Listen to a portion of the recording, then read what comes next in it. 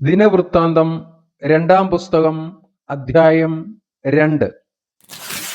അനന്തരം ശലോമോൻ യഹോവയുടെ നാമത്തിന് ഒരു ആലയവും തനിക്കൊരു അരമനയും പണിയുവാൻ നിശ്ചയിച്ചു.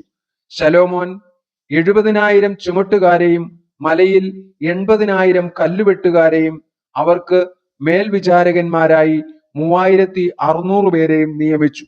പിന്നെ ശലോമോൻ സോർ രാജാവായ ഹൂരാമിന്റെ അടുക്കൽ ആളയച്ചു പറയിച്ചത് എന്തെന്നാൽ, എന്റെ അപ്പനായ ദാവീദ് തനിക്ക് പാർപ്പാൻ ഒരു അരമന പണിയേണ്ടതിന് അവന് ദേവദാരു കൊടുത്തയച്ചതിൽ നീ അവനോട് പെരുമാറിയതുപോലെ എന്നോടും ചെയ്യണം. ഞാൻ എന്റെ ദൈവമായ യഹോവയുടെ നാമത്തിന് ഒരു ആലയം പണിവാൻ പോകുന്നു. അത് അവന് പ്രതിഷ്ഠിച്ചിട്ട് അതിൽ അവന്റെ സന്നിധിയിൽ സുഗന്ധധൂപം കാട്ടുവാനും നിരന്തരമായ കാഴ്ചയപ്പം ഒരുക്കുവാനും കാലത്തും വൈകുന്നേരത്തും ശബത്തുകളിലും അമാവാസികളിലും ഞങ്ങളുടെ ദൈവമായ യഹോവയുടെ ഉത്സവങ്ങളിലും ഹോമയാഗം കഴിപ്പാനും തന്നെ. ഇത് ഇസ്രായേലിന് ഒരു ശാശ്വത നിയമമാകുന്നു. ഞങ്ങളുടെ ദൈവം സകല ദേവന്മാരെക്കാളും വലിയവനാകയാൽ ഞാൻ പണിവാൻ പോകുന്ന ആലയം വലിയത്. എന്നാൽ അവന് ആലയം പണിവാൻ പ്രാപ്തിയുള്ളവൻ ആർ? സ്വർഗത്തിലും സ്വർഗാധിസ്വർഗത്തിലും അവൻ അടങ്ങുകയില്ലല്ലോ. അങ്ങനെ ഇരിക്കെ അവന്റെ സന്നിധിയിൽ ധൂപം കാട്ടുവാനല്ലാതെ അവൻ ഒരു ആലയം പണിയേണ്ടതിന് ഞാൻ ആർ? ആകയാൽ എന്റെ അപ്പനായ ദാവീദ് കരുതിയവരായി എന്റെ അടുക്കൽ യഹൂദയിലും യെരുശലേമിലുമുള്ള കൗശലപ്പണിക്കാരോടുകൂടെ പൊന്ന്, വെള്ളി, താമ്രം, ഇരുമ്പ്, ധൂമ്രനൂൽ, ചുവപ്പുനൂൽ, നീലനൂൽ എന്നിവ കൊണ്ട് പണി ചെയ്യുവാൻ സമർത്ഥനും കൊത്തുപണി ശീലമുള്ളവനുമായ ഒരാളെ എന്റെ അടുക്കൽ അയച്ചു തരേണം. ലെബാനോനിൽ നിന്ന് ദേവദാരുവും സരളമരവും ചന്ദനവും കൂടെ എനിക്ക് അയച്ചു തരേണം. നിന്റെ വേലക്കാർ ലെബാനോനിൽ മരം വെട്ടുവാൻ സമർത്ഥന്മാരെന്ന് എനിക്ക് അറിവുണ്ട്.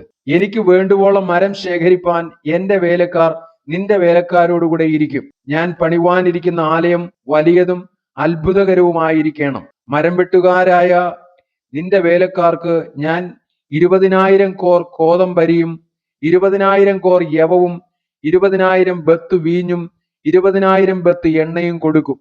സോർ രാജാവായ ഹൂരാം ശലോമോന്, യഹോവ തന്റെ ജനത്തെ സ്നേഹിക്കൊണ്ട് നിന്നെ അവർക്ക് രാജാവാക്കിയിരിക്കുന്നു എന്ന് മറുപടി എഴുതി അയച്ചു.